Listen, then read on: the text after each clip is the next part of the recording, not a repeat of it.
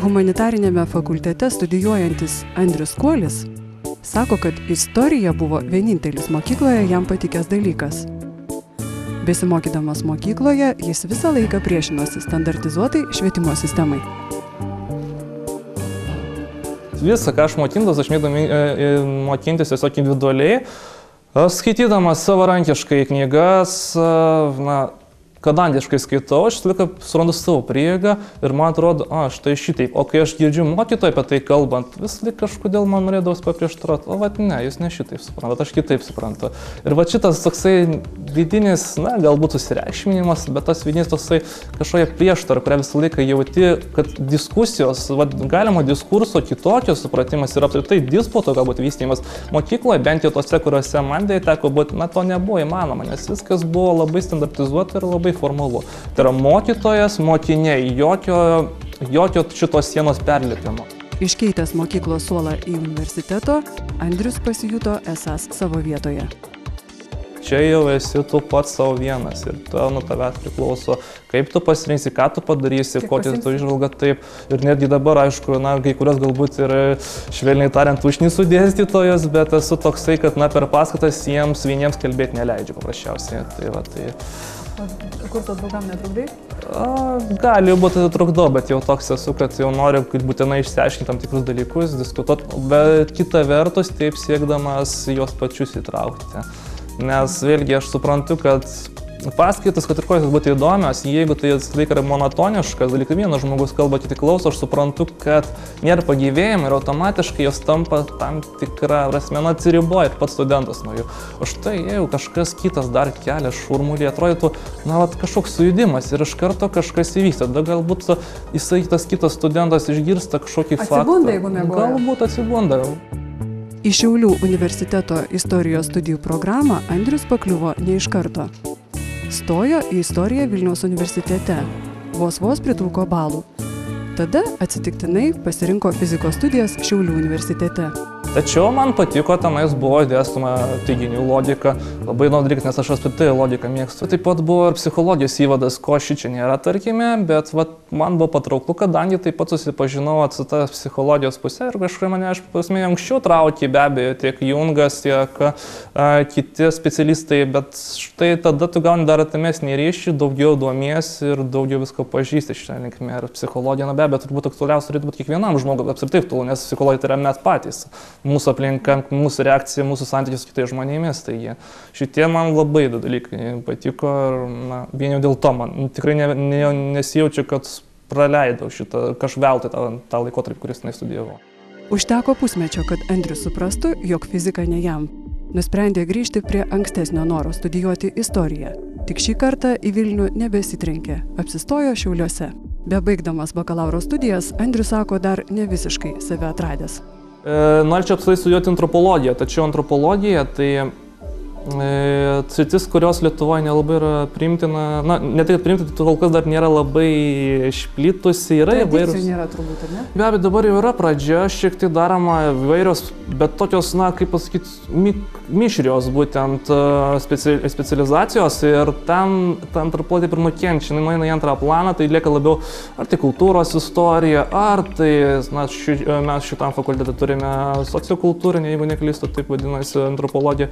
Tai vėlgi, tada tas pirmas žodis išeina į pirmą planą, antropologija ir nueina. Ir štai pačios tikrosios antropologijos aš galėčiau galimybę turėti paragauti, jeigu aš keliaučiau užsienį. Vokietija be abejo tai būtų labai pasirinkimas puikus šito klausimu, nes ten tikrai antropologijos tradicijos, kiek žinau, nėra blogos.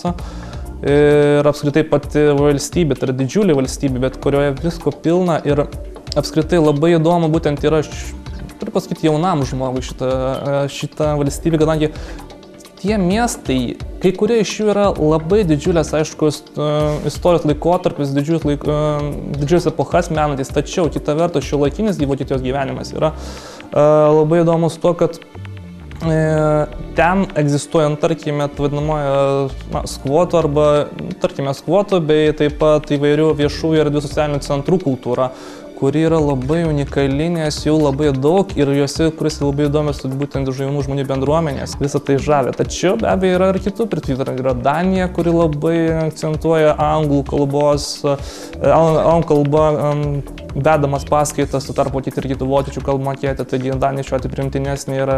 Koks tavo patarimas žmonėms, kurie pasirinka studijas ir nepatinka jiems tos studijos? Susidariu tokį įspūdį, kad niekada nevėlu pradėti iš naujo, galų gale, jeigu matai, kad kankinies šitoj specialybė, tai tikrai mes kuo greičiau netgi, nesikankink, nes gali būti po to netgi vėlu, jeigu baigs ir visiškai nepatenkintas būsi tuo.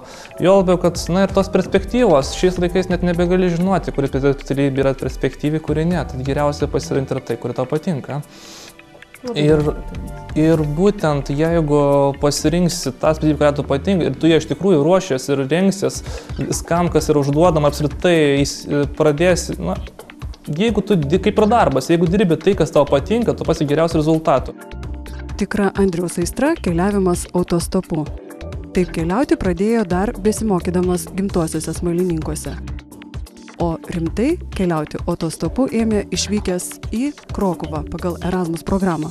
Aš keliauju dėka tam tikrų renginių, kurie tenais vyksta, kurių nėra Lietuvoje. Koncertai? Taip, koncertai, festivaliai ir panašiai. Tad tai yra netgi pagrindinis stimulas, o taip pat studentavimo kelionė tai yra tiesiog kaip būdas tai pasiekti nemokamai, kita vertus kažkaip, įdomiais atrakcijomis. Žmonės, kuriuos sutinki po keliui, kurie kur kas geresni gydai negu tas, kurį tu samdai. Ir jie žino daug geriau apie savo kraštą arba apie kitą kultūrą taip pat, iš kurios jie atstovai, nes taip pat sutinki žmonės iš kitų šalių toje kitoje valstybėje ir kartu atrandi ją arba atvirkščiai. Ir tai nieko nekainuoja. Ir tai nieko nekainuoja.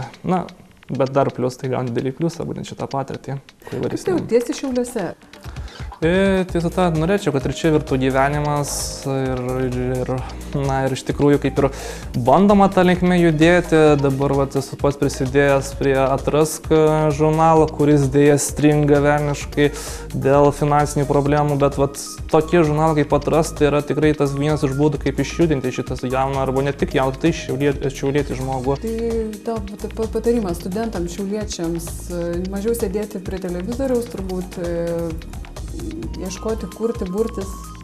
Taip, be abejo, burtis, nes yra galimybės, manau, jeigu ieško tokių žmonių visą laiką surandi, kita vertus, vėlgi, taip, be abejo, iš tikrųjų kitų klausimas, ko jie patys nori, ar jiem užtenka to, ką jie gauna, tai yra knygos po nosimi ir megos bei kokteilio vakare. Ar jie nori kažko daugiau, ar jie nori, tarkime, patirti nuotykį kiekvieną dieną, kodėl jie ne. O tas nuotykis, tai gali būti kelionė į Afriką, tai gali būti būtent tranzuojant, tai gali būti tiesiog įdomus pašnekys apie tą pačią knygą, bet kita vertus, bandymas to, kad tu pasakei apie knygą, gali pamatyti kitą realybėje. Tarkime, knyga gali tapti realybę, kodėl jie ne. Kaip, tarkime, Fargetas 451, Rijos Bredburio puikus kūrinys, kuris taip pat kalba, kaip galima knygą prikelti gyvenimui. Kodėlgi ne, mes negalim taip pat realiam gyvenimui.